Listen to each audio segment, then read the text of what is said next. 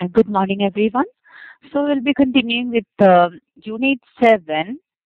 So we have discussed the first programming method, which is called the sequential programming, and we were able to see how to use an input. What is the input statement in JavaScript? And once you input something, like you have a data already inside the memory, how can you bring it back and how can you output it, right? So this is called input output statement, and we have done very simple calculation, something like adding two numbers, and we have learned something called, like, whatever we enter from keyboard, JavaScript program will understand only as what? Strings. So if your purpose is to calculate, do some manipulation computation with the entered values, you have to change them into numeric format, which is called what? We are using a special function called parse float. So if your idea is to change a string value into a numeric value, so you have to use parseFloat function, which is a built-in function in JavaScript. So you should be able to use this one, and you have to change that number into value into a numeric value to do. So now we'll see the next though. So we have done already the sequential programming, and the next one is which is called the, so already covered with the sequential programming technique. That means what? What is the meaning of sequential? So we write the chords one after another, one after another. There's no camera.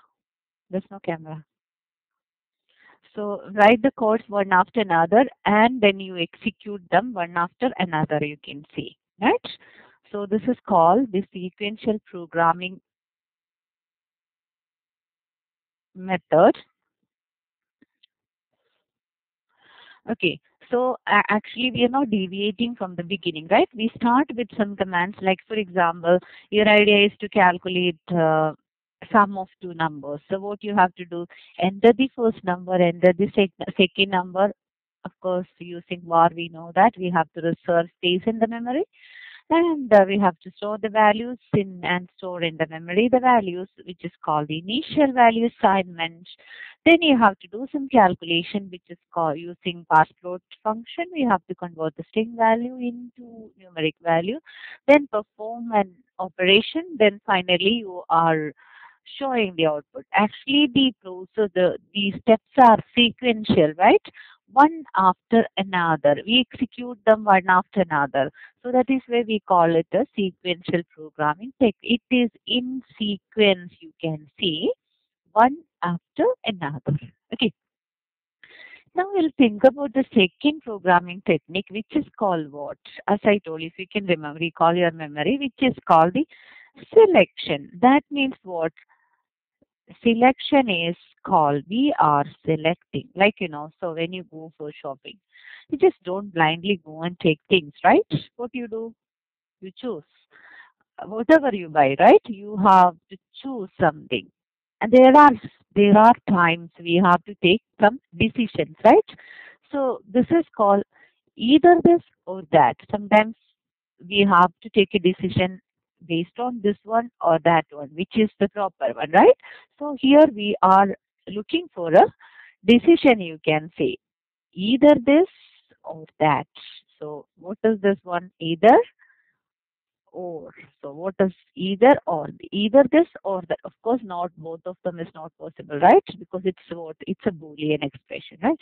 So uh, here we go for the selection statement. We'll see what is the corresponding keyword we use in JavaScript. So which is what? Which is the if statement. You are able to see the programming for selection, which is the if statement. Okay. So if statements are used for what? ask selection programming techniques in any programming language, not only in JavaScript.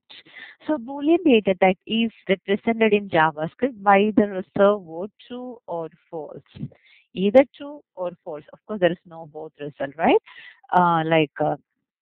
And remember always that JavaScript is what? Case sensitive. A Boolean expression is a condition. It's a condition which returns a Boolean value, either true or false. And of course, how do you compare this one? And we know we have seen the arithmetic operators in the previous chapters, previous lectures, addition, subtraction, multiplication, division, as well as we have seen something called concatenation of this or the string operator to add two string values. And we'll see some of the other operators. These are called the comparison operators, you can see, correct? The comparison operator. We'll see what are the comparisons. So we know what are the comparison. Either they are equal or not equal, greater than, less than, etc. These are called what? The comparison. You are able to see some of the examples here. Say, I believe I have already explained you this one. So anyways, for just listen. Less than means 3 less than 5. What will happen? If you give a question 3 less than 5, of course we know that it is 3. Number 3 is less than number 5. So we will get a result true. 7 less than 2. Of course it is not possible. We know that 7 is greater than 2. So which will give you a result false. And 3 less than 3? Of course not. We know that 3 is equal to 3, right? So we'll give you the answer false. Then 2 less than or equal to 5. What will happen? Yes, it is less than. 2 less than or equal to 1? Of course not. We know it is not. So we will get a value false and so on. Same thing with the greater and greater than or equal. Now look at the last here, the equal example. 2 is, see what happened. We know that the equal sign is in any programming language. We use them as what? The assignment operator. So simple equal to is known as assignment operators in any programming language. And we have something called double equal. Double equal to is known as what? Which is the comparison operator. Comparison operator is equal to, correct? Which is, the meaning is what? Is equal to. So that is the double equal. We use double equal to in any programming languages, not for the signing, which is to compare two values. And what sign we use for the not equal? We have an exclamation mark and an equal sign is represent whether this is not equal to this one or not, right? E not equal, right? See, 3 not equal to 2.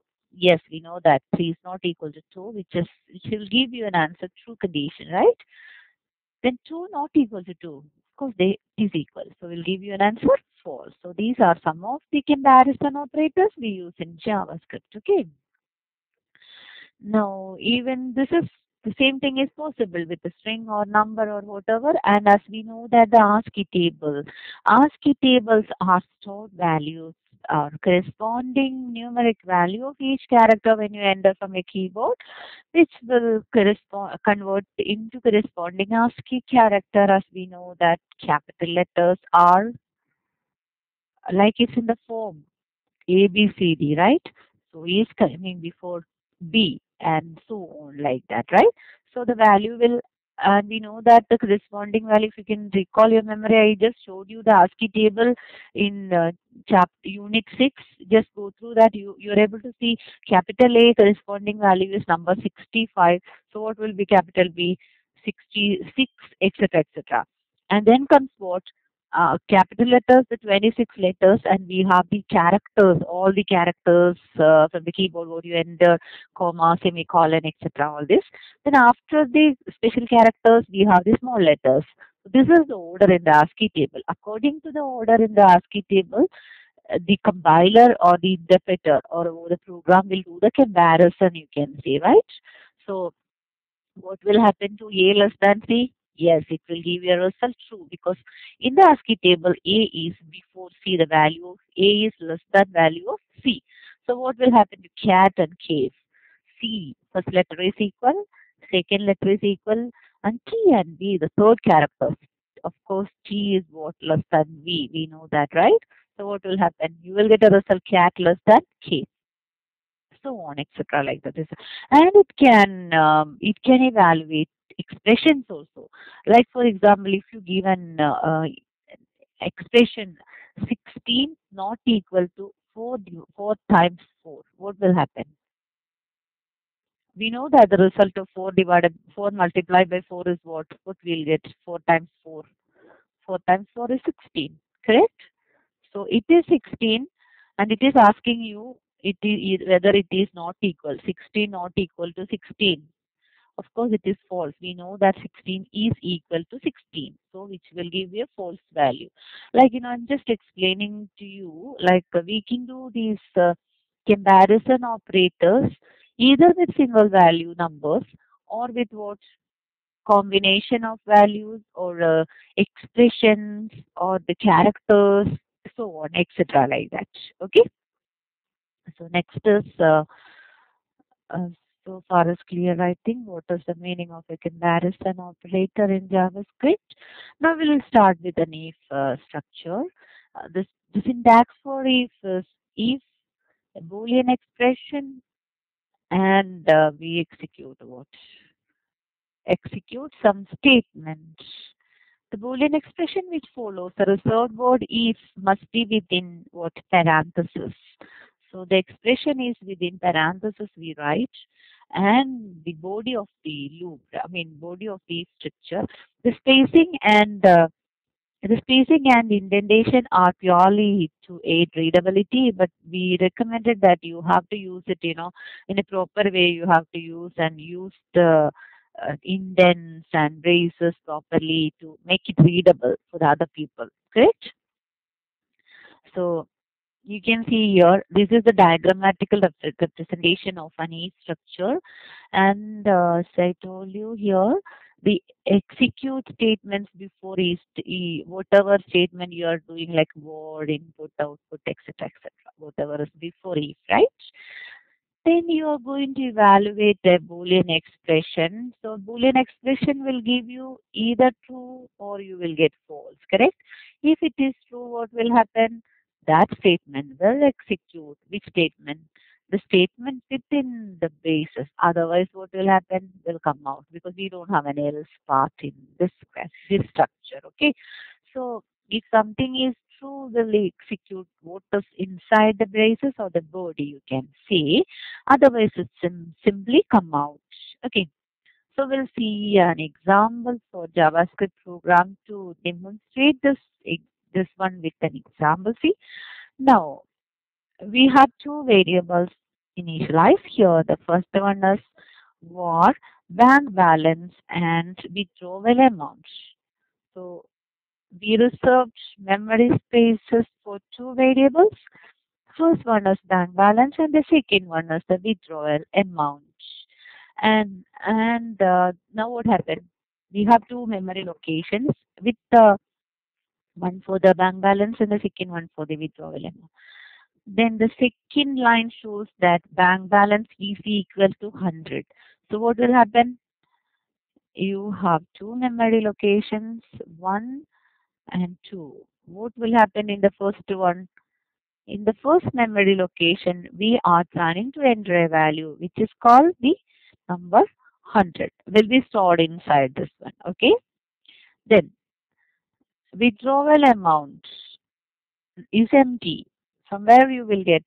You are going to enter from the keyboard, correct? So you're going to use an input statement.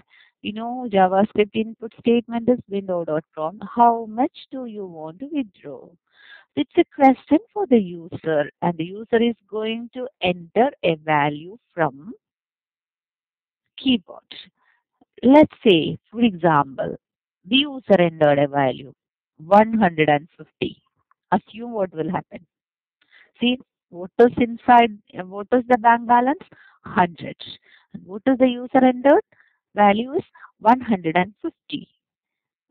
And as I told you before, always remember, if your purpose is to do some computation or calculation, immediately use what parse plot function to convert the string into a number. So what we have to do, withdrawal amount is equal to parse plot of withdrawal amount. So what will happen? What is inside the memory will the value will convert into a numeric value. Now let us see. Let's see the fifth line. If withdrawal amount greater than bank balance, what will happen? For what is our condition? Condition is withdrawal amount greater than bank balance, correct? So what happened to this one? 100 was the balance and 150 is the withdrawal amount the user entered. What will happen? 150 of course greater than 100. So the true condition will be executed. So according to this example which I gave, 100 and 150, the condition is true. So what will happen? Execute. Execute the statement inside what? Inside the braces. Inside what is inside the bracket, you can say. Which bracket? The curly bracket. Whatever you wrote inside the curly bracket will be executed because our condition is true. Then what will happen? It will display a message for the user because the user is trying to take an amount which is not available in the memory. So this is, as we know, that the output statement in JavaScript is what? Document.write. Document.write, just a message, you cannot do that because there is no money enough, right? Then just simply another statement, document.write, goodbye. So what will be the result? The output will be, you cannot do that because our condition is true. First of all, it will ask you to enter the amount. If you enter 150, the result will be, you cannot do that and goodbye. Okay. So now suppose we enter another value, like for example, you are going to enter 30. What will happen? Of course, 30 is less than 100, no?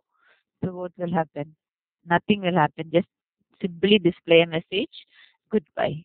If it is true, we'll give you two messages. One is you cannot do that and goodbye. And if it is false, will not go inside the if condition. Just simply will give you what? Only the message goodbye only because there is nothing to be executed inside. Okay. And we have discussed only with if. Now we'll see something with if and else. Okay. So this is the output you are able to read here.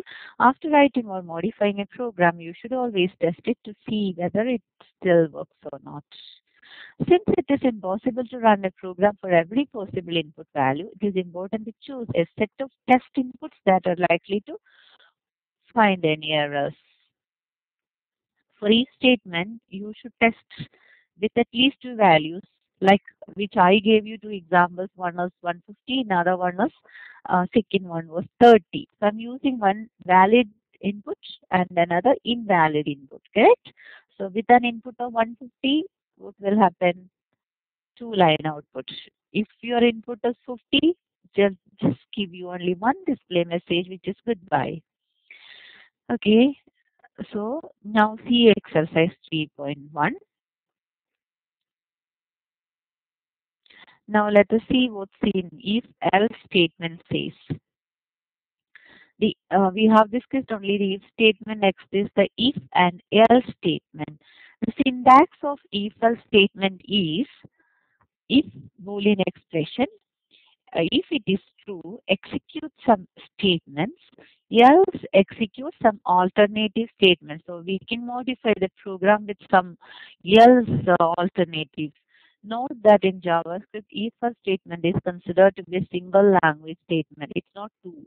If it's not different and else is not different. Else is always what? Associated with the, else is always attached with what? If else cannot exist alone. Okay. It's a keyword along with if.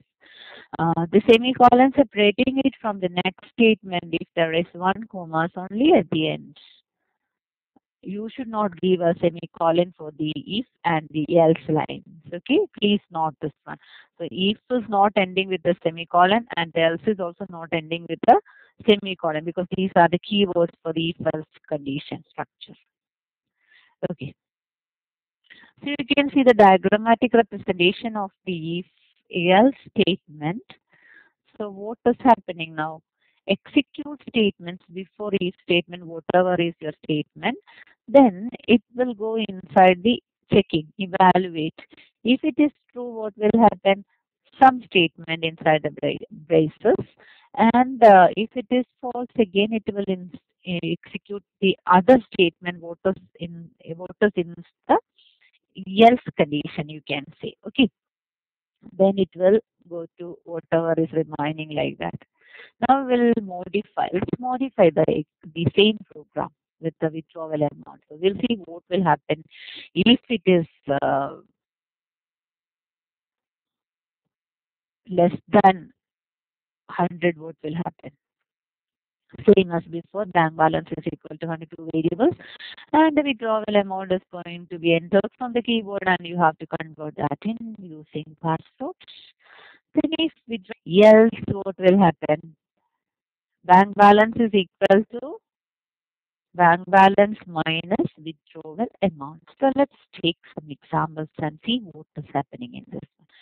So automatically it is reserving two memory spaces, and say for example, and the first one is going to store a value 100, and I'm going to enter 200. What will happen is the output will be, you cannot do that, and goodbye. Suppose instead of 200, I'm going to enter number 50. What will happen if I enter 50? If I enter 50, the execute the statement bank balance is equal to bank balance minus withdrawal. So will be 100 minus 50 will be 50 will be stored inside the bank balance amount. So we'll erase this one from the memory. You can see will be erased. So the new value inside this one will be number 50. Okay. So what will happen? You're going to print the value from the bank balance. So what will happen here? It is going to print 50 for you. Your bank balance is now 50. Of course, goodbye for both the statements, you can see. Okay, this is happening. This is going to happen.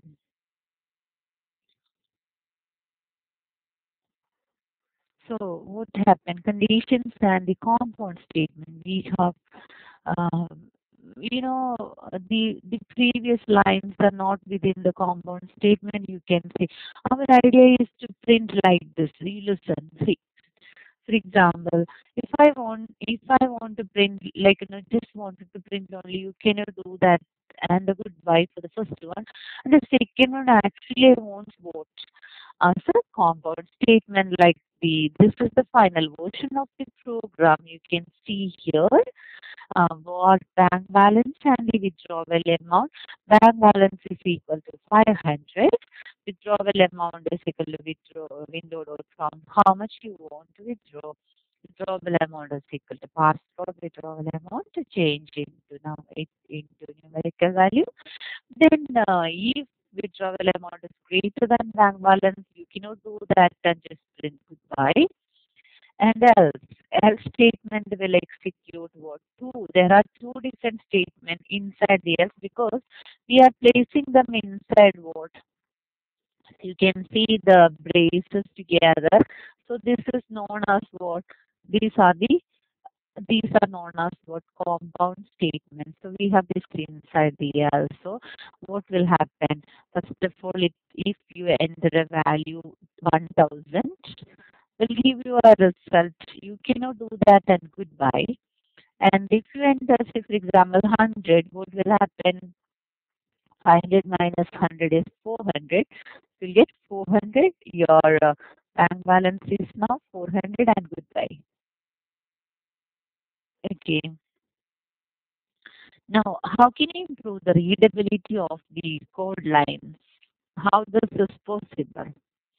So, improving readability by using comments. One way is we can insert comment lines. The purpose of programs and the ways in which they work can be made clearer if we include explanatory comments. Comments are intended solely for human readers, only for the programmer who is writing the program for the readability, you can say, and it is completely ignored by the compiler or interpreter. In our case, it is an interpreter. See, one way is to give a command line is double slash, two forward slashes. Tells JavaScript to ignore anything on the remainder of that line. This shows that if you write something like with two slashes, what will happen if you're writing this is my program or whatever like that. What is that? That's a command line. That's the command line will be ignored by the interpreter. Another way is like we can use slash, then the characters. Then you are able to see many things, and it can be three lines, etc. Like that, right? Then you have to close it with a star and slash. This is for the longer comments, you can see. It's a good practice for you to include comments in all your programs. At the very least, you should include a comment at the top of the program stating what the program is for. At least, if you don't want to type lot of lines, at least make a habit of inserting at least one comment on the top of the program to specify what is this program about and what this program is going to do, etc. Like that. Okay, if you are lazy to type too many lines, at least make a practice of inserting comments, the which will improve the readability of your program. Now, hints for writing programs with the selection, seeing input, processed, and of course output, and give the meaningful identifiers. That's your first job, right? So you have to select what proper or meaningful identifiers instead of taking A, B, C, D, and all, correct? So you have to select proper identifiers. Second, then decide what the condition is that you want to test. Think a condition. It should be a proper condition. If your condition is wrong, you won't get the actual result what you're looking for. Okay. What do you want to do if the expression evaluates true? There are two options, right? One is called the true. If the condition is true, what will happen? If it is false, what should be done? Correct? And if you have more than one statement, always these lines are for if else parts. Okay. Is there anything particular you want to do if the expression evaluates to false? You wanted to write something if it is false. Use of braces where only a single statement appears in an if or an else clause is not strictly necessary, but we recommend that you use them as it makes the code more readable and helps avoid errors when modifying a program. How do you want to end the program? There should be always an end statement, correct? Say, as our previous example, there are two conditions. One is like if the amount is greater what you enter, or the next amount your interest, you can be a good programmer writing good statement to finish the programs, etc. like that. Okay. By practice you will be okay. These are just these are just the starting stage of your programming course.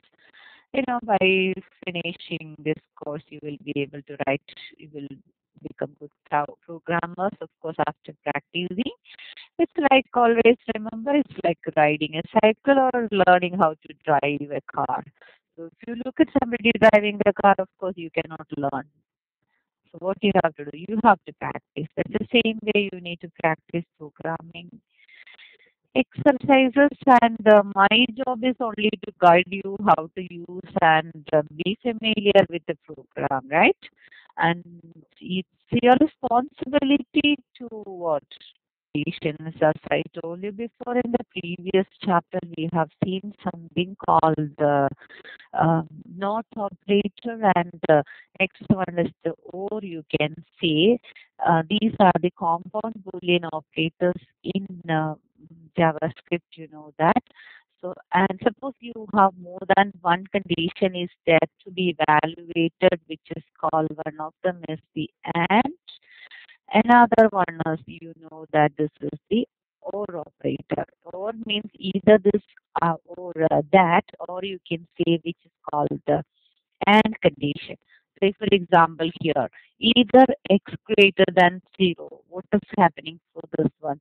You can say x greater than 0 or x less than 1. That means what? It can be any number. Number 4, if I enter yes, the number is greater than 4, we know that, right? And then I'm going to enter x less than or equal to 1.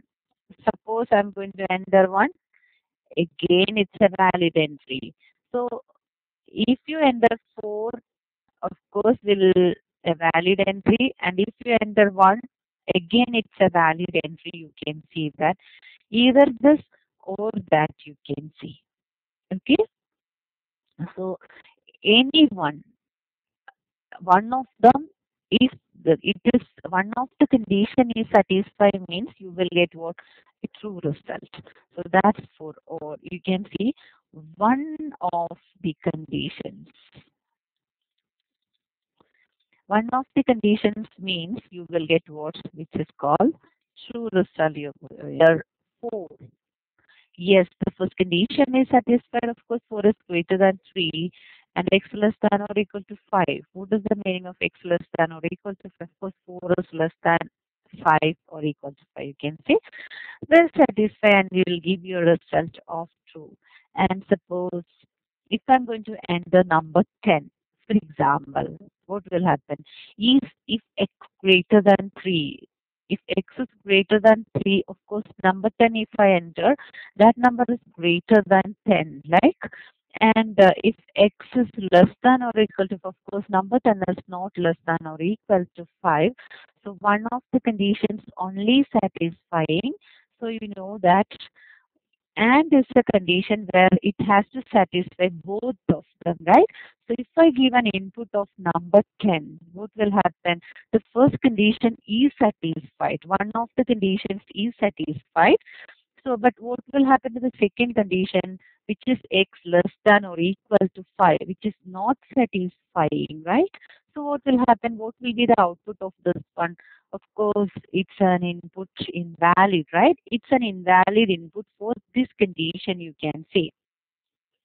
It's an invalid input, you can say here. So, which is what? Which will give you a result of false condition, you can say.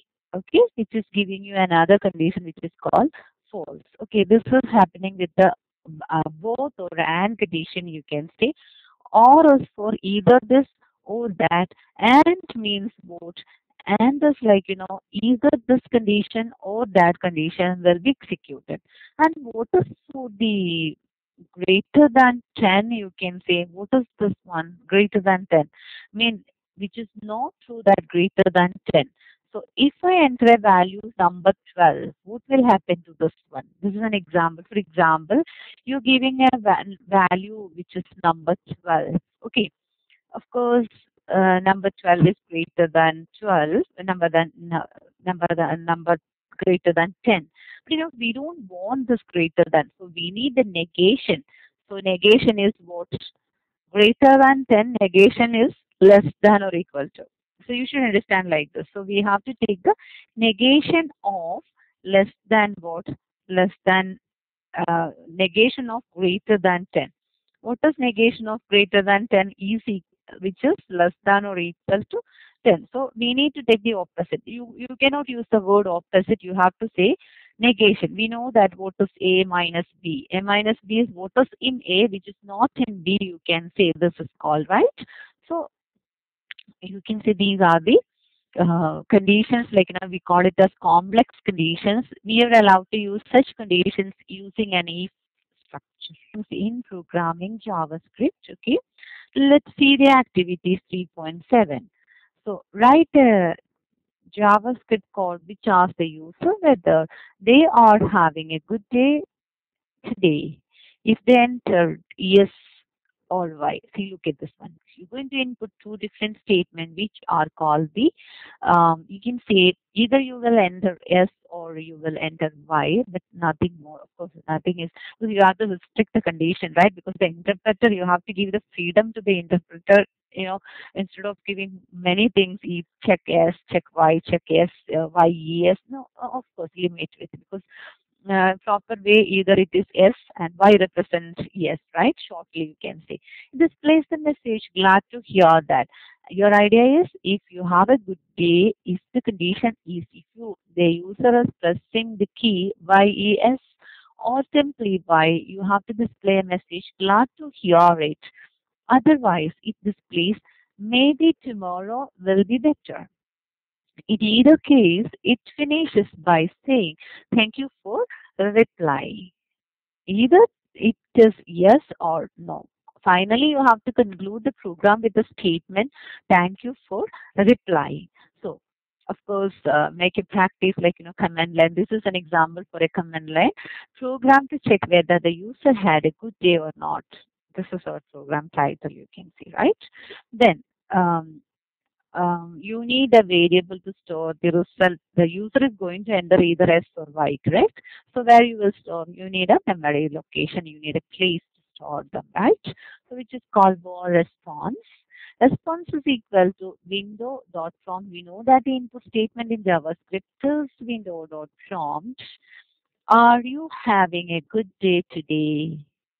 Any proper question should answer yes or I no. Okay. And if the response, look at this one, this is the comparison operator. What are you going to check? Yes, right? Or response is equal to Y. What should be displayed? Glad to hear that. Otherwise, any other entry you enter, K, A, B, C, D, whatever you enter, should be what? Maybe tomorrow will be better, you can see.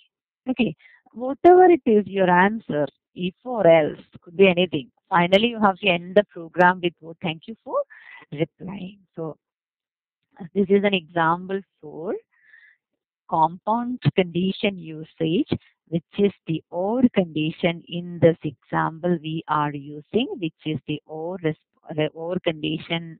Okay, and you're able to see here the use of and condition. Okay, because the answer can be what the user has the freedom to enter either capital small s, or he can simply yes, choice two, either this or that. Whatever you enter, the true condition will be executed. You enter anything other than this one, the else condition will be executed. So this is an example for compound condition checking in if statement. Okay. Then programming full selection, the if statement. And suppose you have many conditions to be given. More than one condition can be given, right? So which is called what? Nested if conditions. In some situations, we want the computer to execute one statement, or if a certain condition is true, different statement if some other condition is true, again another different statement if the third condition is true, and so on, etc., etc. Many conditions. One way of doing this is by means of nested if statements.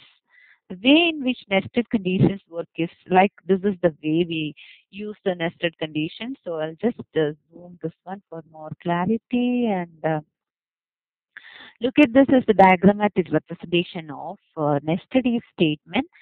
Statements before the if statement, whatever is your idea to enter the war or etc. like that. And we have the first condition. If the first condition is true, that statement will be executed. Then it will go to the after statement. This is the way it is coming. Okay. Then let's see the second one. If first condition is false, we'll go for the second condition and so on. Again, the third condition is false. What will happen? We'll go and execute the third statement and so on. You are able to give any number of statement you can say. Finally, what will happen? Whatever is the condition will be executed, printing in case if you give something commands in between. Finally, it will come out and print the next statement. You can say like that. Okay. So we'll see this is the diagrammatical representation and we'll see some examples for this one. And look at this one. Suppose we need to write, we want to write a program that prompts the user to enter the current temperature in degrees Celsius and then displays the relevant description of the temperature for that input as indicated in figure 3.3. The code is shown next, which is from program 7.3.9. So look at this one. This is an example like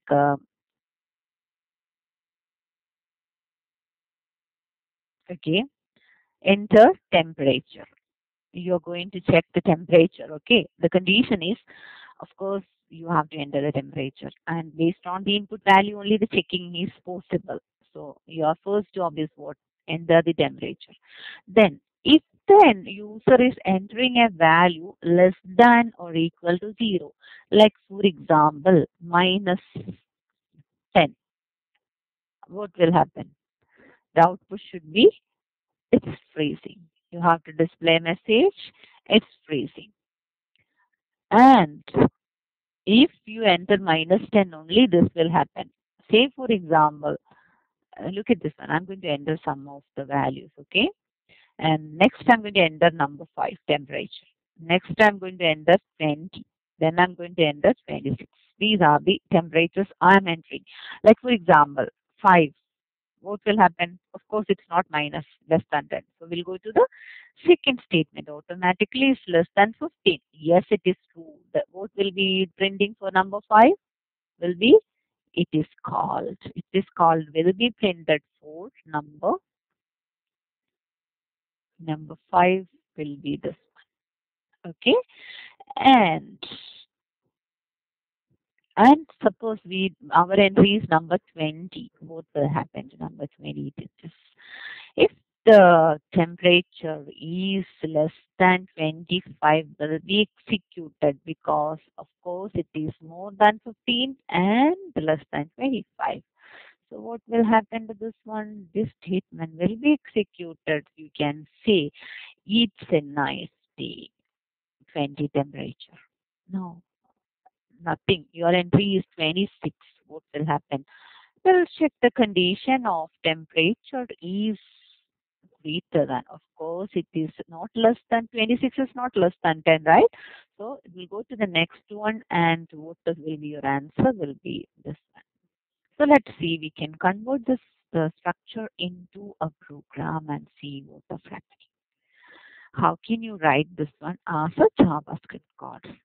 So please note that one. This is the place every time the students they do mistakes and nested if conditions. One condition is false, automatically will go and check the next condition, so on, etc. like that. Okay. And let's see here the var. Of course, we need a place to store the temperature and there is a memory reserved, memory space reserved inside the memory. So thermometer, for example, temperature is the variable used. So please enter today's current temperature. And again, you're going to do some calculation. You have to enter this one as both as numerical data. So don't forget to use the function which is called the parse plot. If temperature is less than 20, what should happen? Less than. Document dot write it is freezing. Just a simply a message. We're not doing any calculation. We're just checking only. Okay, greater than zero, less than zero. Any number entered zero or less should be printed. It is freezing. Else, anything is less than or equal to zero means what? One and above. Correct? One and above means what? Infinity. We have to limit it, right? So what's the next condition? Greater than 1, less than. The meaning of when you write the less than 15 here, actual thing happening is any number greater than 1 to less than or equal to 0 it is, right? Less than or equal to 0.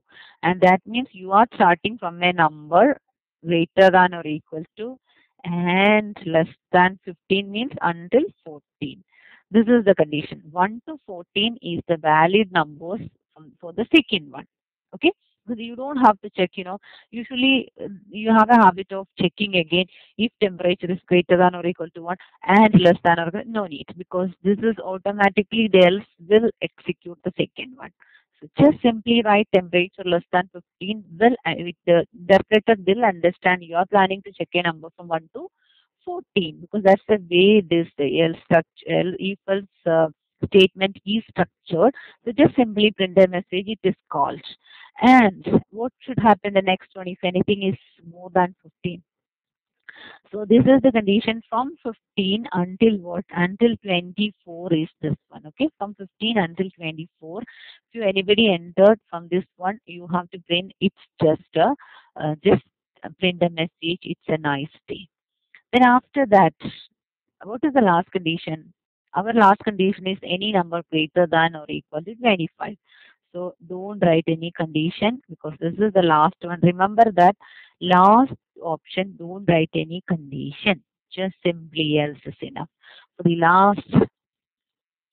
last entry, no need of writing a condition. Just simply what? An else is enough. Else, just simply an else is enough. And just simply, so automatically it will take any value greater than or equal to 25 till infinity, you can say. And temperature case, we know that what's the maximum temperature like that. Okay, this is the way you have to practice the nested if structure. And we have some activities I already uploaded on ACES.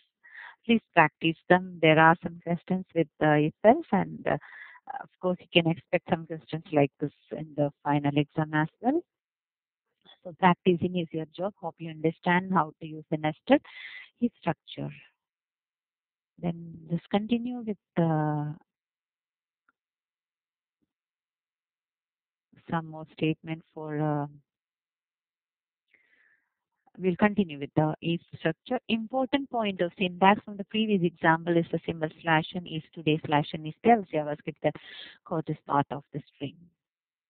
Because today's you want to print today's, right? Usually JavaScript has a meaning of this one, correct? And actually your job is what this one you wanted to print the message like this today's, correct? This is the message you have to write. So if you simply write like this, the JavaScript will not understand. That is the reason we have to write like this. If your idea is really like this, to print today, what you have to do? You have to write use a slash, which slash forward slash, right?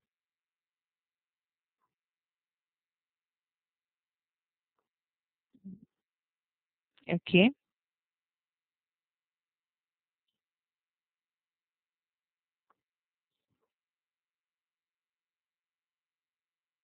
Okay, whatever. Just write the forward slash and you have to write this code. Otherwise, what will happen? JavaScript is taking this one as to end quote because quote has a meaning in JavaScript, right? Because quote is used to identify some of the input statement or the string or something in JavaScript programming, right? So, and slash is referred to as what an escape character or in next line entry character, something like that. It's known as an escape character. Okay.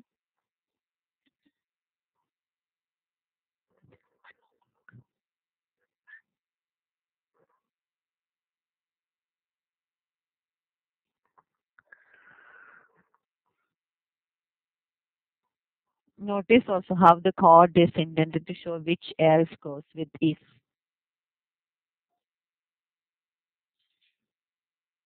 Actually, I'm in a lecture for 150A. It's recording. I'll finish at 1 o'clock. Yeah, because I can't cancel in between. Okay.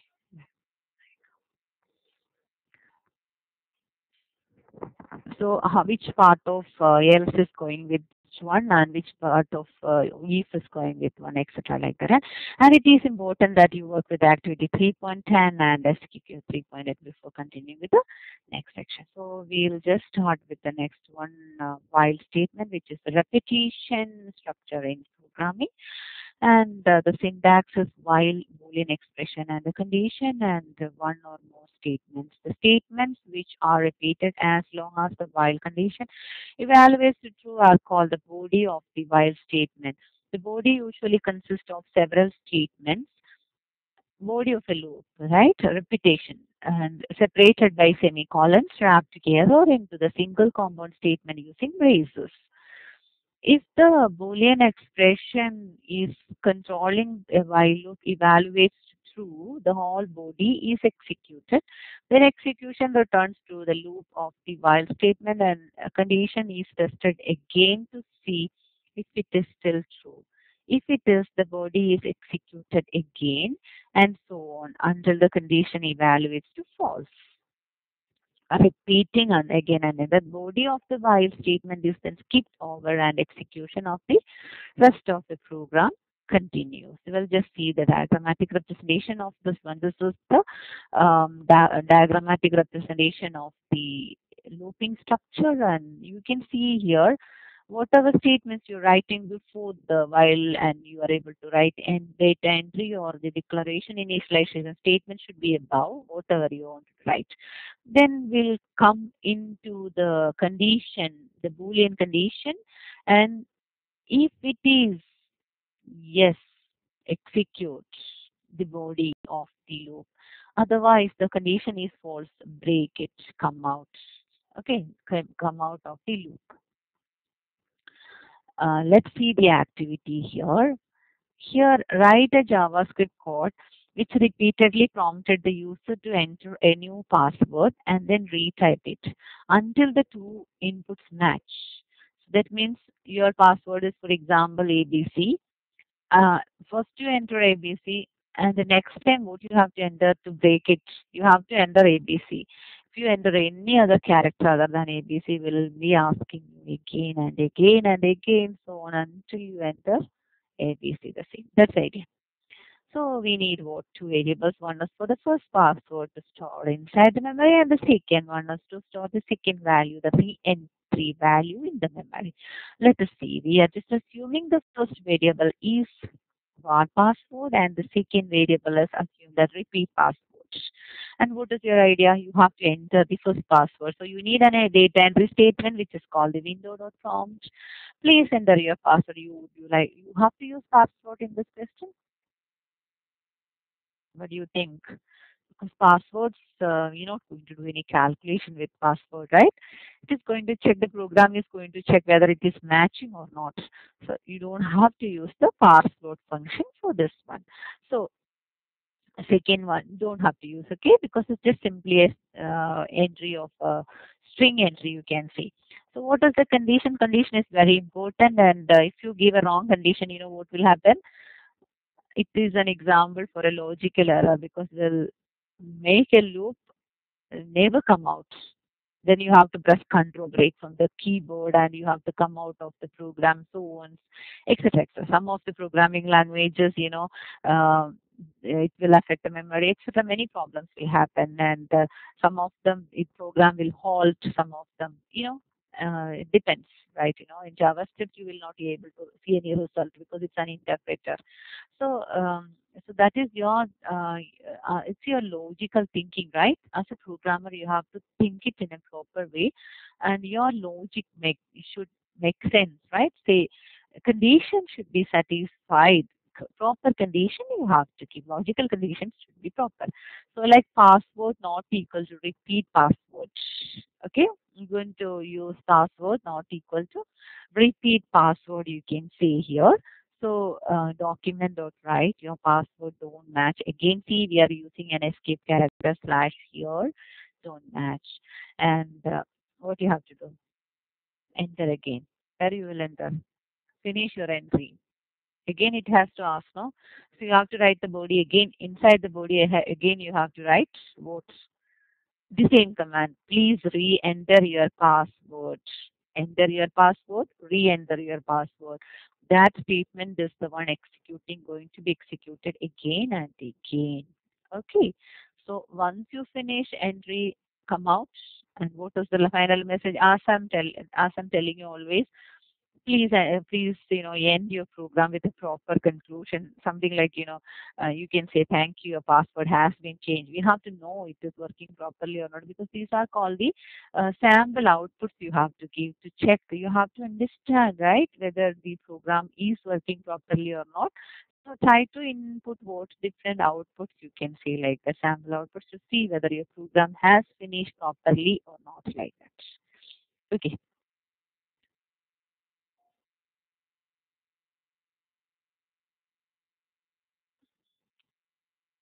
Let's continue with the other example. So this one, this is exercise number 4.1. What would be the effect of the following while loop if your response is the prompt statement is input 37? So enter a number smaller than 30. That's the question. My var is equal to parse dot my var. While my var greater than 30, please enter a number smaller than 30. So what you have to do? So you are entering a value greater than, smaller than 30. So any value should be greater than 37. What will happen? It's okay, right? Because it says that while my was greater than 30, document please enter a number smaller than 30. Okay. So you have to enter a number smaller than 30 to close this program. Okay. And as we know that we know what is the use of okay, the password function should be used here because you're going to use words. And it is important. And now we'll see how to terminate the programs with the sentinel value. It is important to work with activities 3, 4.3, 4.4, and 4.5 before you continue to the next sessions. And we'll see how to control the values using a sentinel testing value. Okay. So initialize a variable. Test is the value of the variable different from the sentinel. So you are giving a sentinel value. Suppose your values are from 0 to 100. So the sentinel value could be what? -1.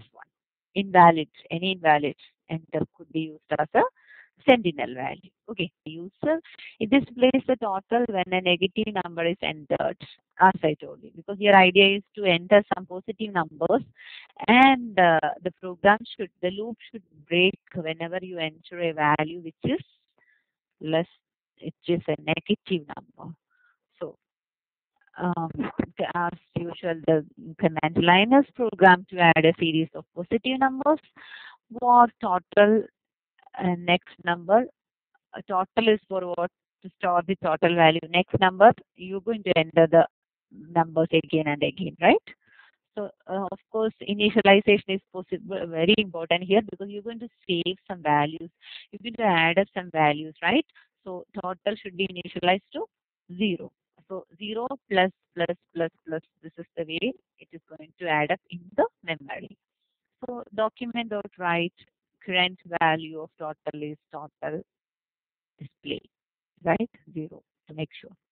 Then next number, window dot prompt. Please enter a positive number and enter any negative number to stop, right? Of course, again, here we are going to use some calculation purpose. You then data entries for some calculation purpose.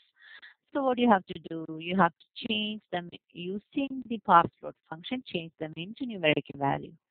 Then, while next number greater than or equal to 0, document or write, adding the new value, just next number, total is equal to total plus. These are the some additional output statement to make sure your program is working or properly or not. Okay, it's not necessary always to write. Okay, just total is equal to total plus next number is our statement inside the body. You can say.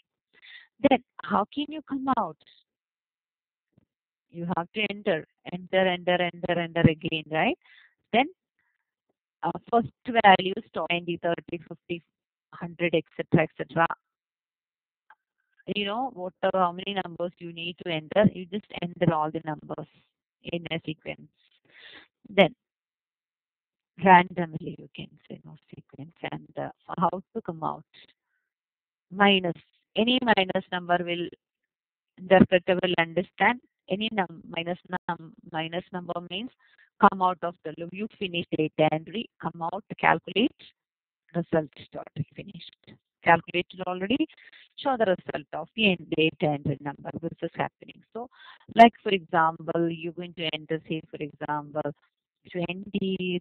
First of all, you enter inside the loop. It is asking you again, again you enter, again you enter, again you enter. So finally you enter -4. What will happen? It will add 20 per hour. It will come out of the loop and will show you the result of the sum of these numbers. Okay. So hints for writing programs with while loops. So first of all, you have to think you need any variable outside the loop. Do you need any variables outside the loop to hold any data? If so, create them. It's one or many. You will probably need at least one variable to use in the condition. Of course, your condition should need. How can you check the condition using a value?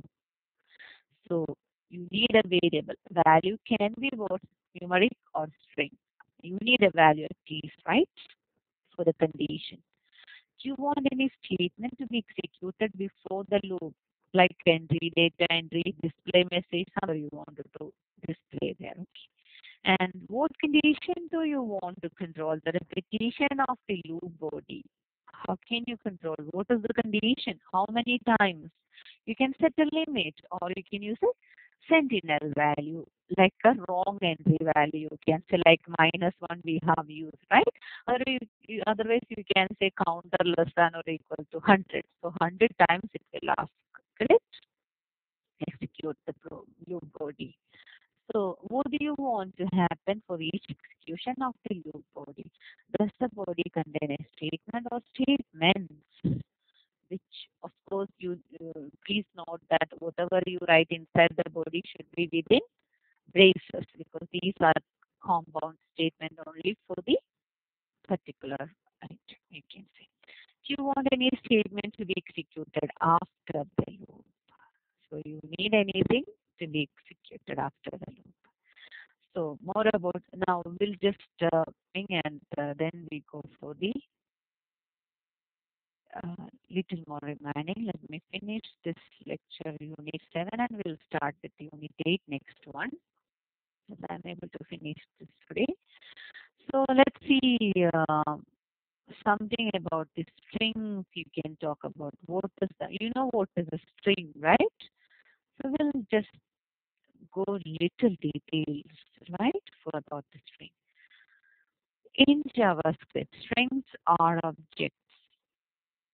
We know what is an object. We have discussed, right? String is one type of object built in. It's a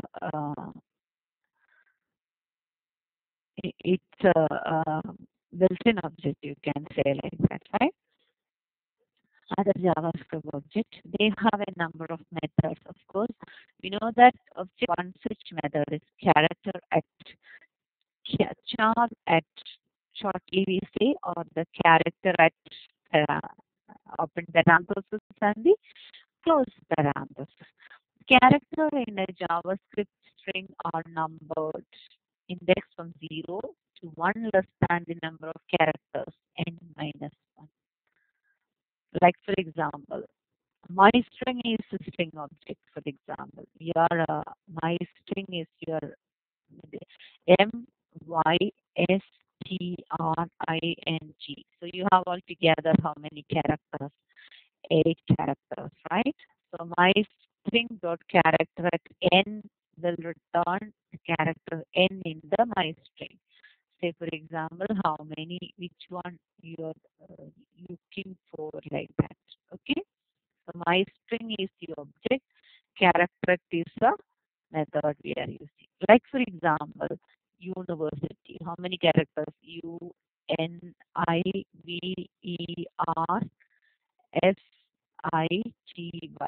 All together, you have how many positions together? 10. Look and see. My string and always remember the values are from starting from 0, 1, 2, etc. like that. So what does you use in the position of 0? 1 is what? N. 3, I. So on. So my string character 0 will return first character, which is U in our string university. Character 5, 4 will be what? Fifth character, which is E will be. Okay, and note that it is important to work with the activities 4.6, 4.7, and 4 point functions. You can say you have to practice them. Okay. Of course, the activity answers are given in the CD, but your job is to practice all these activities. Then, let's see next activity 4.8. Write a program which searches the word for a particular letter, in this case E. For example, you're looking for character E and write out its position in the string. So, for example, if you input the word T, the following would be displayed. The first occurrence of E in the position 2, TEA. That's the spelling of T, right? So which position? Second position. And index is what?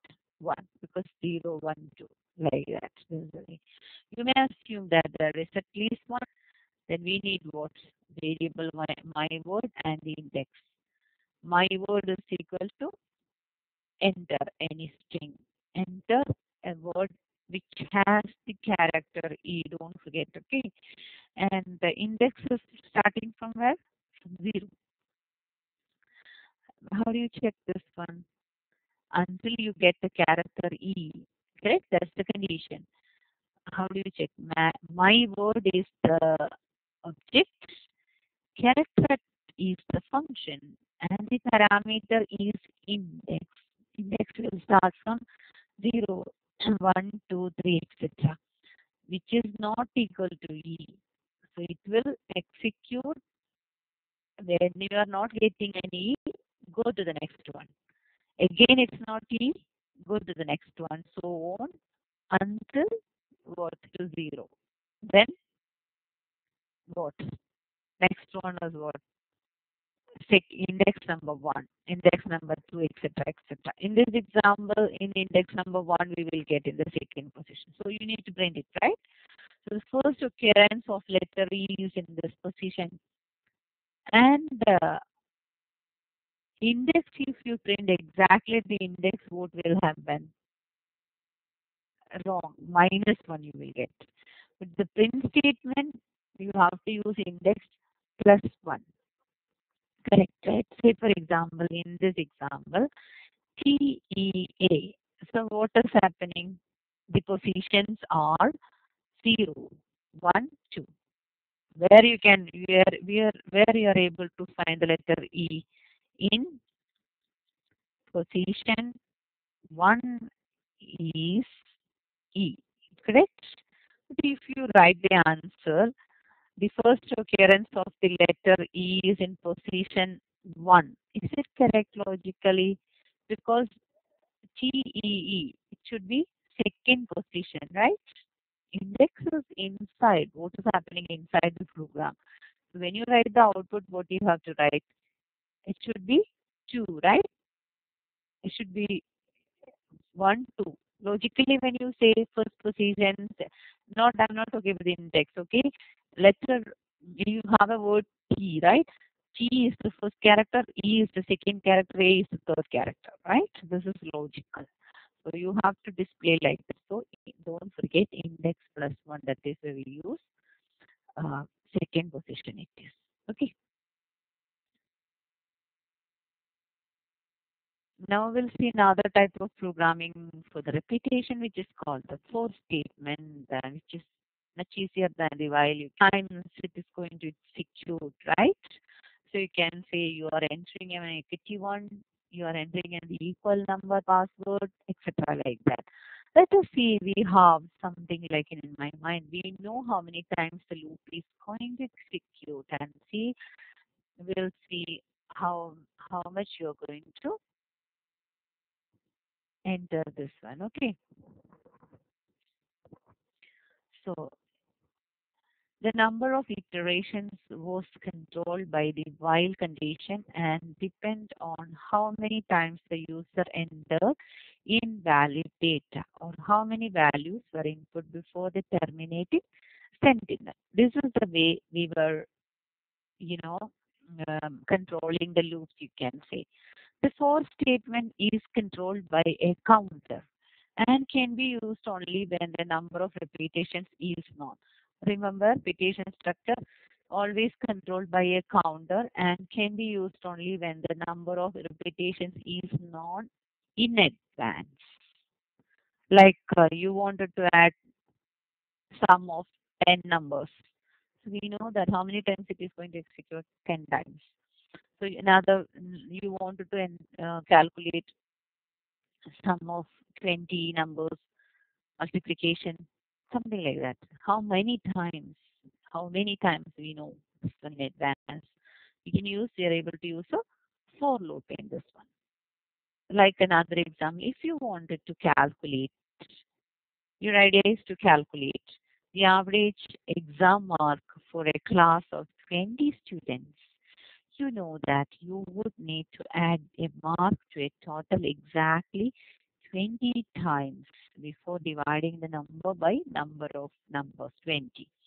So you have to add them in 20 times, first mark plus second plus third, etc., etc., etc. How many times you have to enter 20 marks you have to enter, add them up, divide by the number, you will be able to get the result of that average.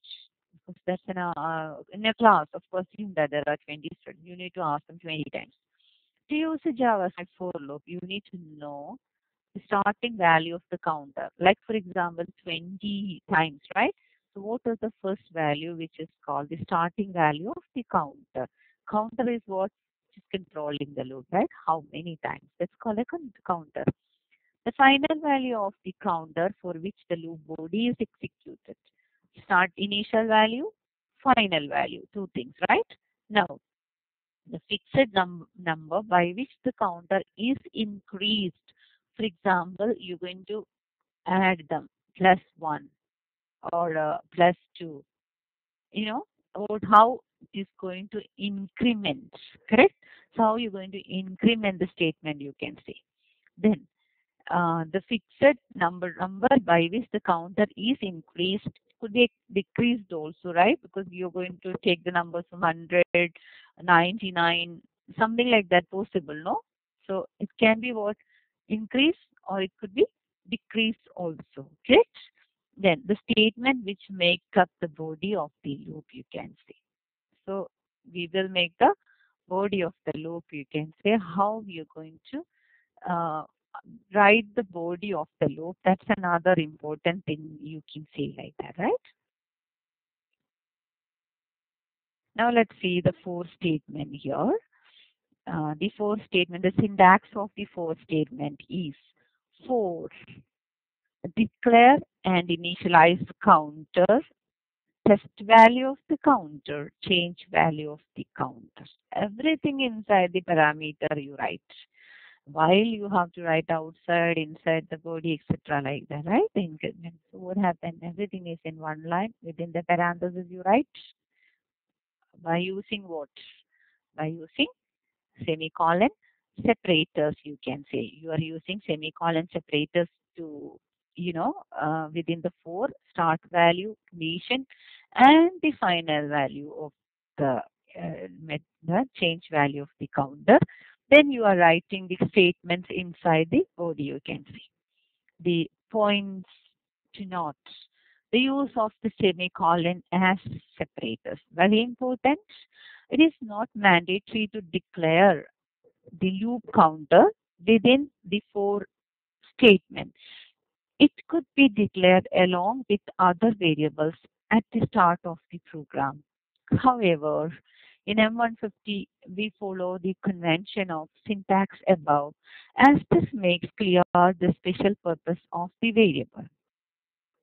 The body of the for loop can consist of several statements separated by semicolons, um, and wrapped together into a single compound statement by means of curly braces, you can see.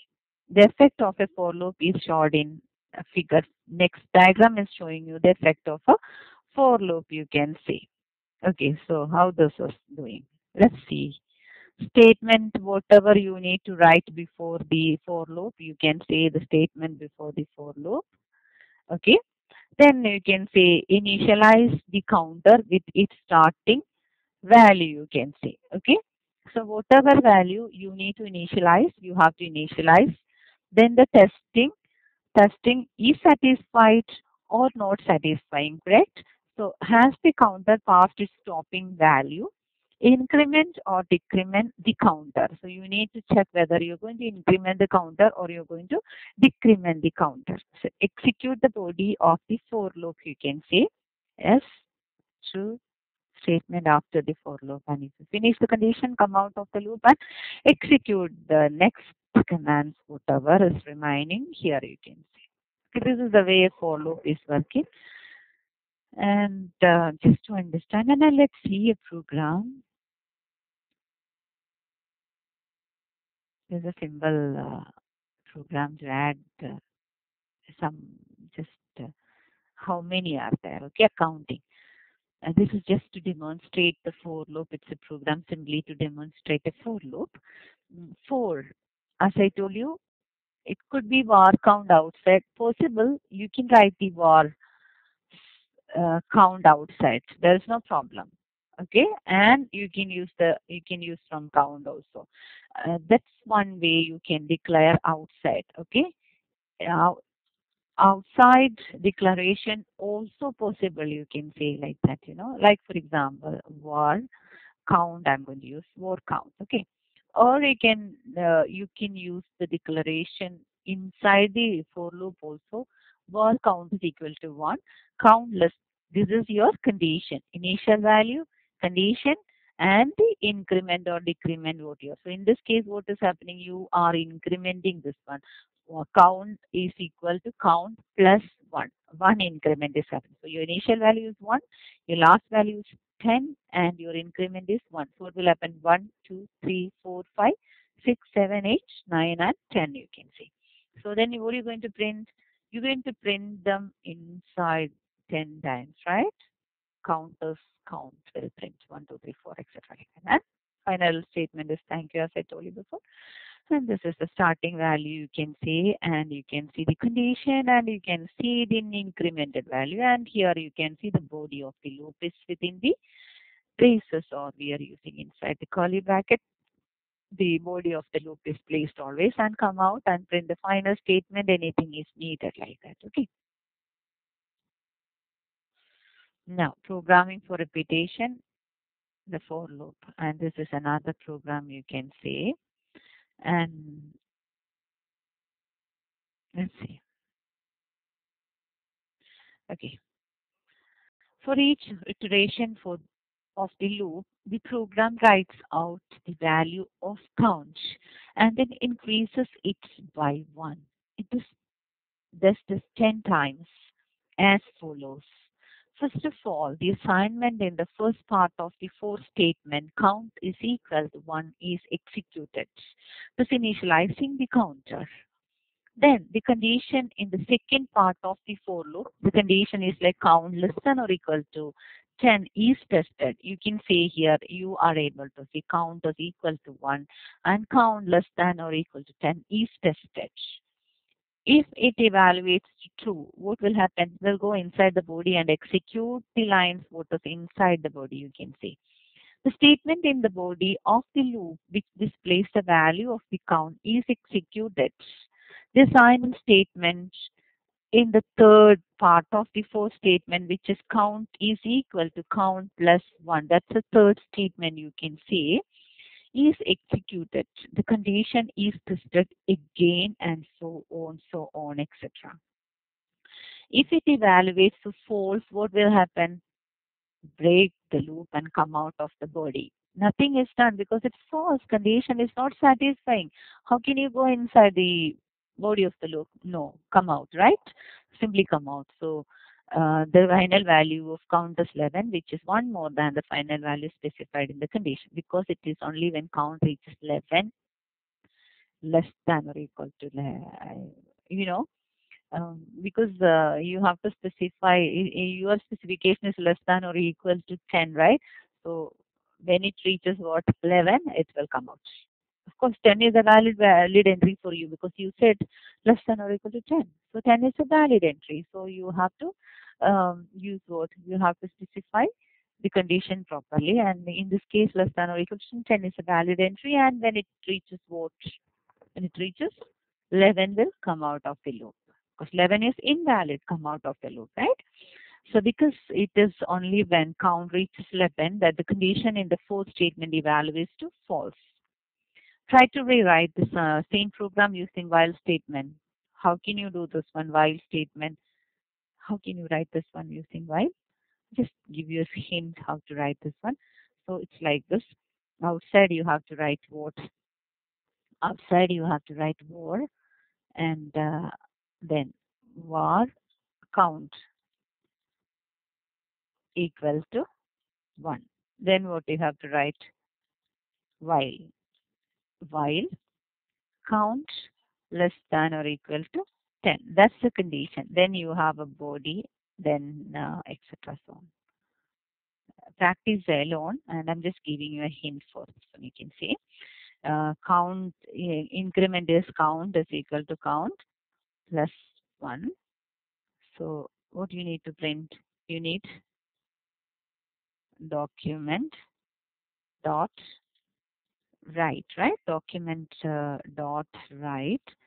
So you can say the value of count is what plus count. Then come out and close it. So well, finally what you need to print, if you want you print goodbye or thank you or whatever like that, okay? So just try rewrite the program with that. Now, try to rewrite the programs using for loop to while loop so you will understand both the loops, how to use a while loop and a for loop. Hope it is clear, but now your job is to practice, okay? Please practice very well.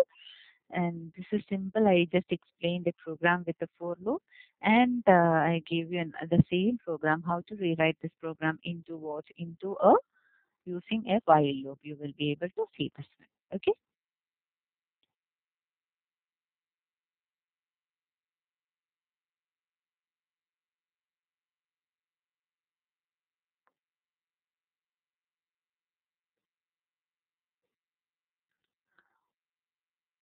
Okay.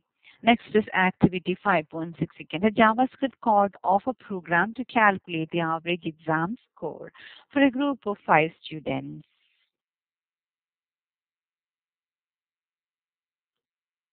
I'll just show this one with the for loop, and your job is what?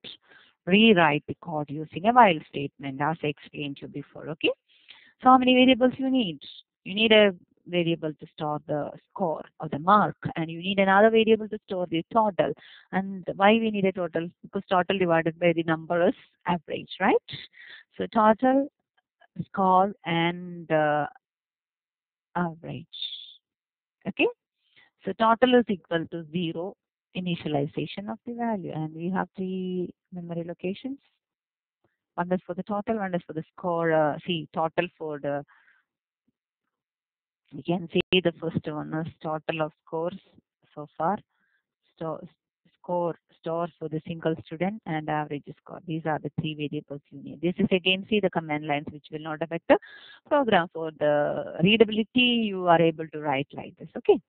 Then total is equal to 0. This is the initial value, and what, and we need another variable to count, right? Because it says that what group of 5 students. We need to stop in 5. So how can you control this one? Var count is equal to 1, count less than or equal to 5, because 5 should be included, because it is, we need 5, 1, 2, 3, 4, 5. When it reaches 6, come out, right? Because 5 times you have to add them. So count is equal to count plus 1. So you need to enter the score. Window.from, please enter the next score. Don't forget to use the password, because what is our idea? Our idea is to calculate, or the computation is needed here. So you have to use what? You don't forget to use the password, because compute required what? Required a numerical value is needed, right? Numerical values are needed for computation. So you don't forget to use the password function. Then what is the actual calculation taking place here? We can say total is equal to total plus score is the actual calculation taking place here. Okay. So your calculation part is what? Total is equal to total plus score. Then what happened? You have the total inside the memory, correct? So whenever, this is the way it is happening, okay? Like for example, you have something called total, and you have another one for the store score, and you have another one for the average. Okay, this is what, this one is for your total, and here you have what?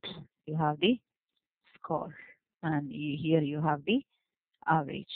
So what's happening at the beginning? What happened? You have what? You have 0, and you enter the first student mark is 50. What will happen in the memory? So will be erased from memory. What will happen then?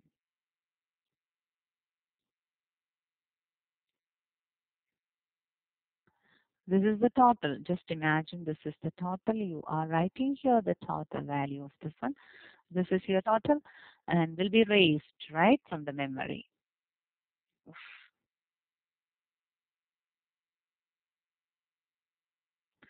So every time what will happen? 50 now will be inside what? What will happen? When you enter 50 score, it's inside the memory, it is number 50. Okay? Then what? 0 plus 50, 50. Now, next time you're going to enter 40. So what will happen? 50 will be raised with what? 50 plus 40 will be what now? Will be raised, will be now replaced with 50 plus 40 will be 90, etc., etc., etc. Okay. So what's next value? Say for example, I'm going to enter again 40. I'm going to enter 50 again. I'm going to enter 50 again. Like for example, just randomly give some mark. Okay. So the final value inside the memory will be what? 50 plus 40 is 90, 90 plus 40 is 130, 130 plus 50 is 180, 180 plus 50 is 230, right? Right. So we have what? We have 230 inside the memory. Okay. Now what is inside the memory? 230 when you come out of the loop. We didn't finish. The average is still empty here. So what is the value of average? You need to calculate. You need to calculate inside the loop or outside the loop. That's the question. If you calculate inside the loop, what will happen?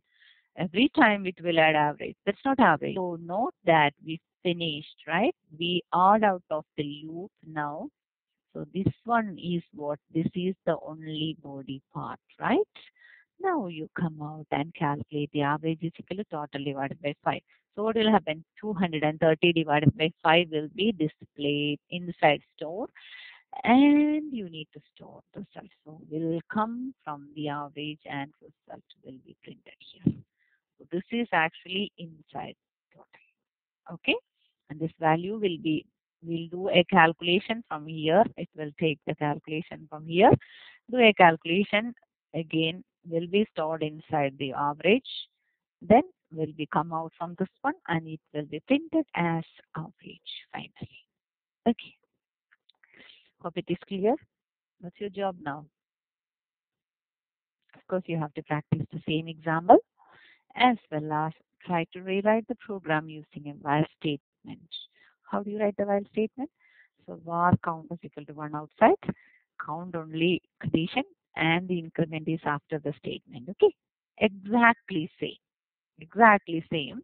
The difference is the initialization and the declaration is outside. The while instead of this one should go outside. Okay, and only this will remain and this will come down.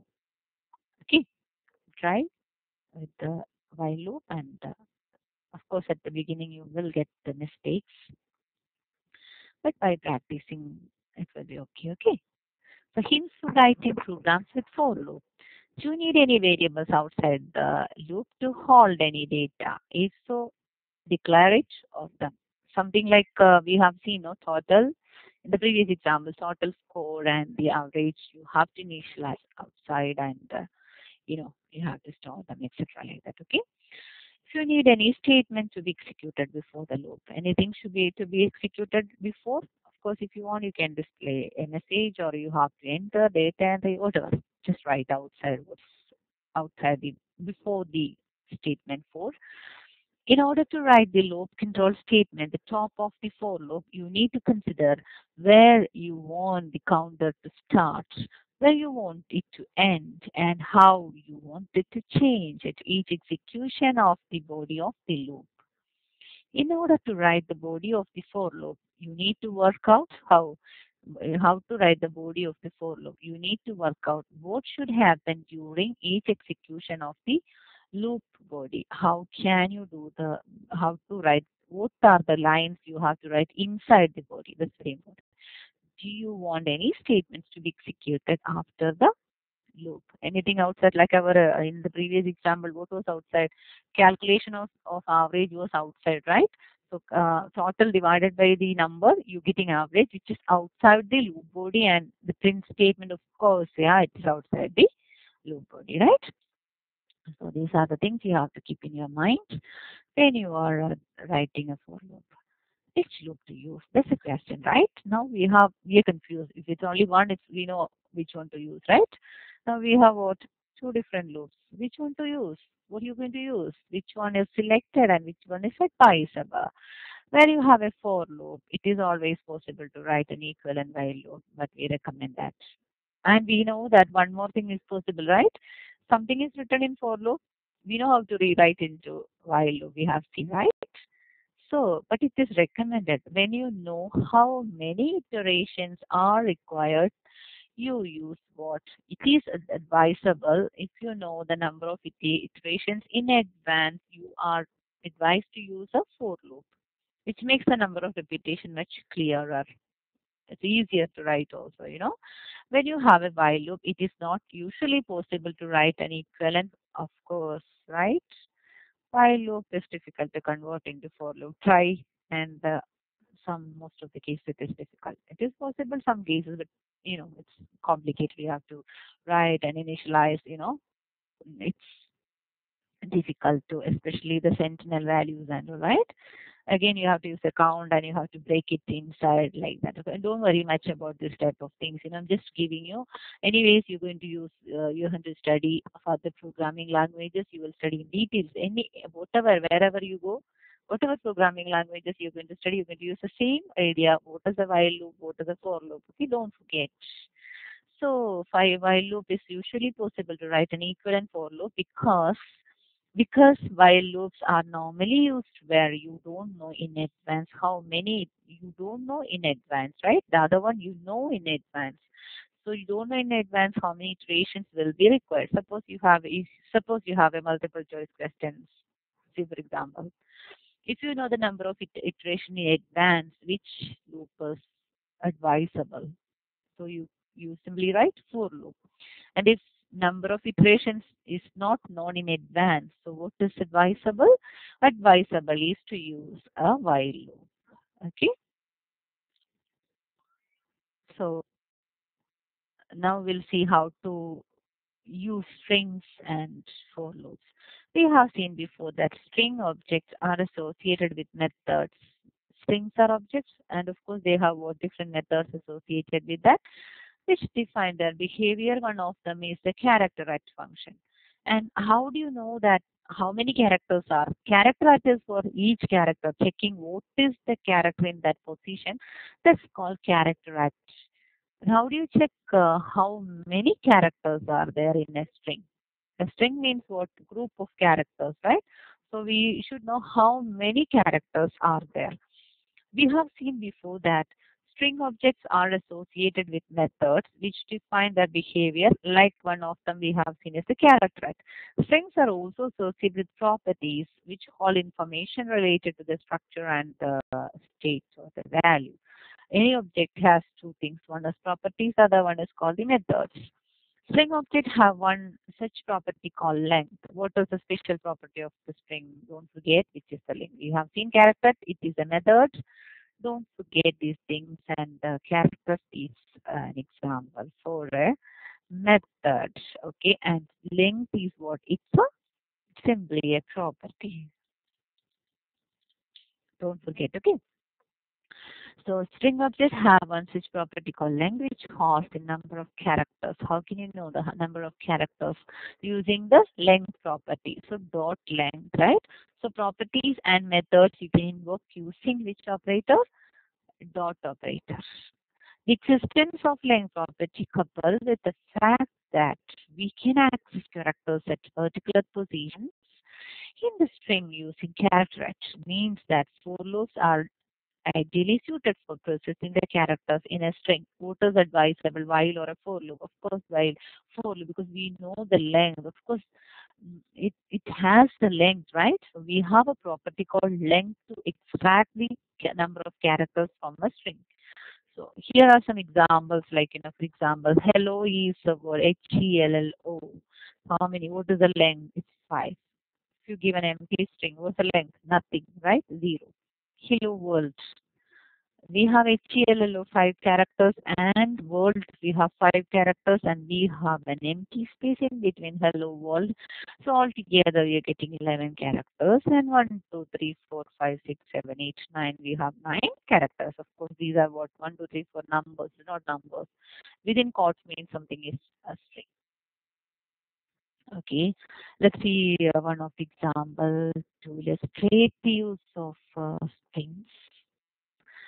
JavaScript code that repeatedly prompts the user to enter a string and displays its length until the user enters a terminating string end.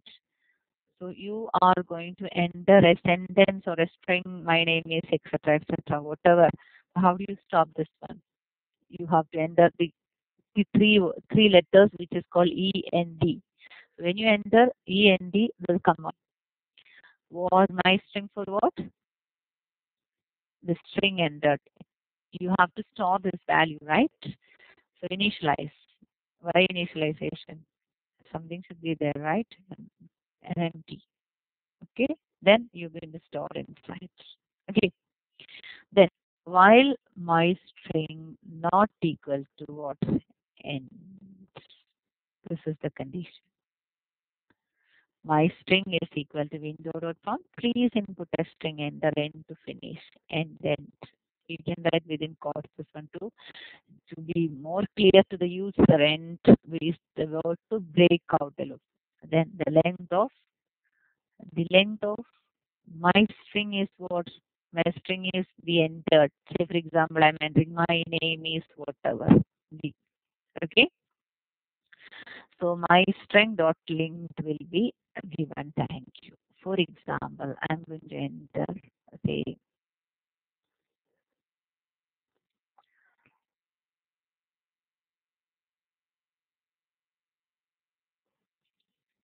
Java is fun, or learning JavaScript is fun, for example.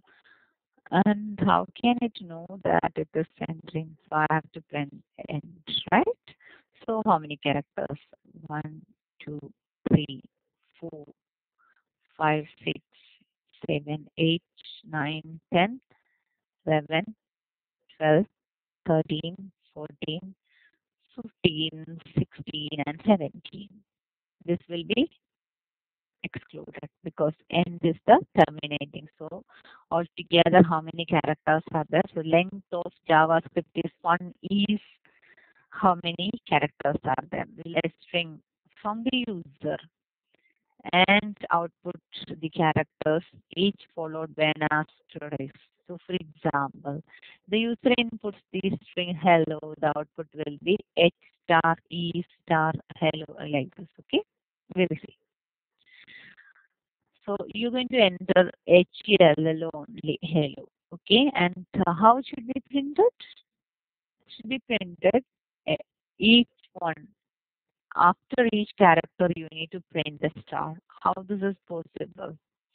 So again, this is a command line up to you. You can give a comment, whatever is. And variable my string is to store the values. And my string window.com, please enter a string. The argument characters start at 0, not 1. Okay. And here you're not entering inside. So you entered, say, for example, hello here or my name, whatever. Okay. So how do you start? What count is equal to 0? Don't forget, and the arguments starting with 0, not 1. Indexes, right? So how do you check when it is finished? Count is 0 now. Count less than or equal to my string dot length. We don't know how many are there, right? This is an example only. Hello, we have 5. You can't give 5, okay? It has to take automatically length. My string dot length count is equal to count plus 1. What it is going to print? Document dot write my string dot character at count. So first one, suppose if I'm going to enter, for example, I'm going to write Java. If J will be printed, then it will print the star. See, we are writing count plus star. This is the first one.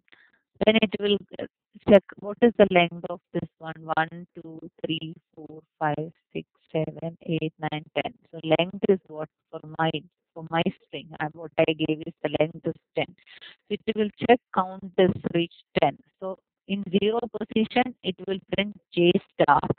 Then next position it will print A and asterisk. Then next position it will print what? V and asterisk. Next position what it will print? A, A and asterisk. Then again it will print S and asterisk. Then it will print JavaScript C and asterisk. Then it will print R, then asterisk, then I, and length is 10. That means what? Count will reach what? 10 or 9. It will reach 9 because it is why it is like that. So 0 starting position is what? Starting position is 0. Then we have 1. Then we have 2. Then we have 3. Then we have 4, etc. etc. like that. Okay. So 4, uh, J is 0, A is 1, V is 3, V is 2, and 3 is A, 4 is S, JavaScript, right? Then what? It should be all together. How many will be there? 4. 4 is what? 1, 2, 0, 1, 2, 8, and 9. So the final value will be, it will check for the length. Dot length is equal to 9. It is reached. Less than 9 means what it will check? It will reach When it come off, when it reach here, that 10 means it's finished. Okay, because it is checking less than, right? Less than means less than it will not stop because T will not be printed. So then last one is length 10. Till 9 it has to print. When it reaches 10, will come out. So this is the way it is going to print. Okay. We just added a statement like this. So for example, you can see you are able to see here count and plus tab. This is just we added the statement. This is the only processing is taking place in this place. I'll be giving you more examples for practicing after this, okay, in the practical session. So JavaScript code for the program that reads in the word from the user and displays it with any occurrences of the letter E replaced by an asterisk. So what's your idea? You're going to enter a letter E, and whenever there is an E, you have to replace it with E. So word, word and letter. Word is for the entering word, and letter you are looking for a particular letter. Any letter. In this example, it is E. Okay. Word is what window.com. Please enter a word to store here. You're going to store the whatever word you think. Okay. For work cut count. Each letter will store. If letter is equal to okay, E document dot write star. Otherwise document dot write letter. If it is if it is a letter E will be letter, and like for example I'm giving I'll just use a word with the E letter E, right? So for example I'm going to write letter. Okay, my example is LETTR. So what will happen if I enter first character? It will check character at 0. L. What will it will print L. Then it will go to the next one. Next character it is E. So what it will print? Star. Then next one is not E. T T. Next one it will print E. Then it is going to print R. The result will be like this. Okay. I'm just using just used an example letter. You can just check with any of the inputs. Okay. This is just not always letter. Okay. Letter is just a variable name we used here.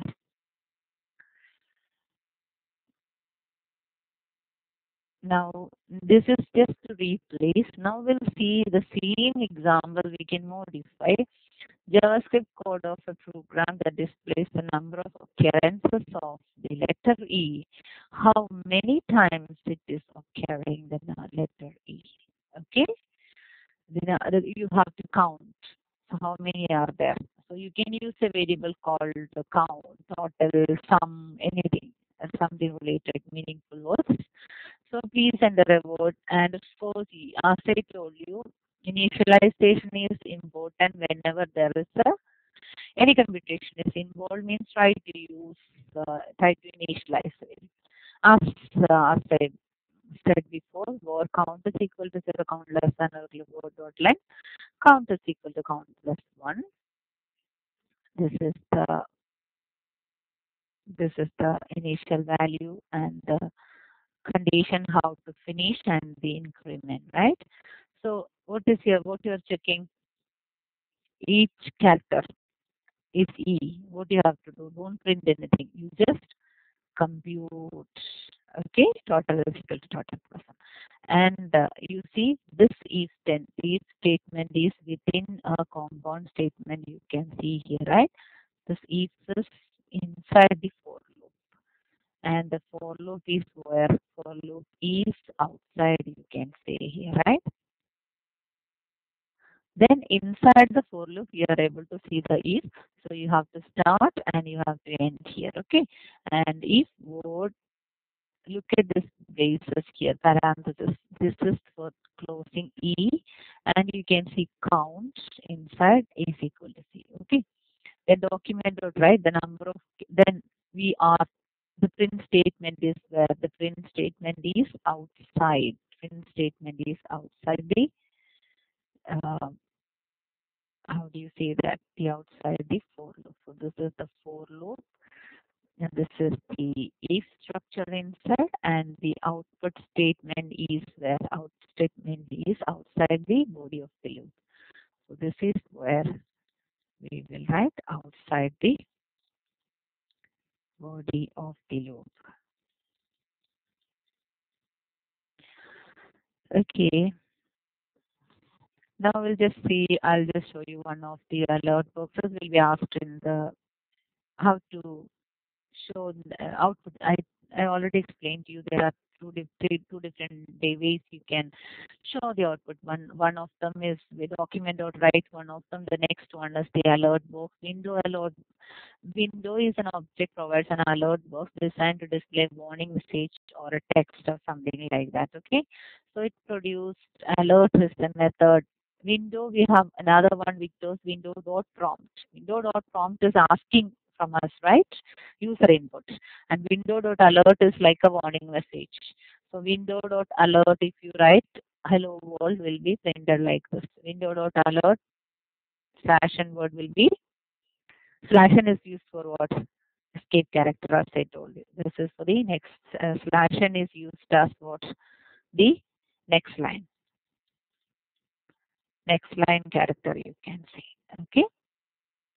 Either you print, either you use document dot write, or you can use the same thing what you're printing using um, document dot write. You're able to write the same thing using window dot alert, and which will be given to you as a alert box. In this unit, you were introduced you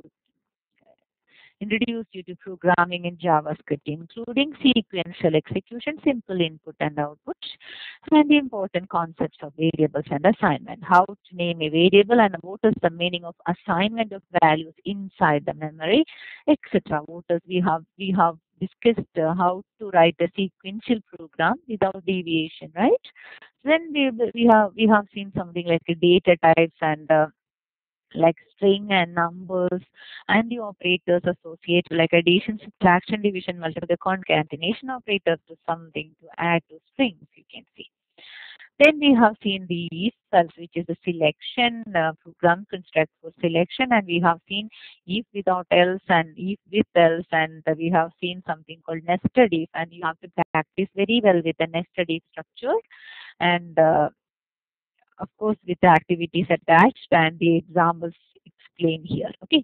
Then we have seen two constructs for repetition. There are two different types. One is the while and the second one. And when you can, where you are able to use a while loop, and where the condition is not, we don't know how many times it is going to execute. In such cases, we are advised to use a while loop. And if you know number of iterations in advance, you are allowed to use, or you are advised to use the for loop. Okay, so that is easier for us to use. And as a programmer, you have to use what you have to write the JavaScript statement in a proper order, and also you have to use command lines to make it more clear your program, what you're writing, etc. like that. Okay, and now your job is practice all the exercises which I mentioned, which I explained here, as well as the activities provided in the CD and the textbook, and also I'll be explaining you the answers of the activities which I uploaded on OSS. And thank you for listening.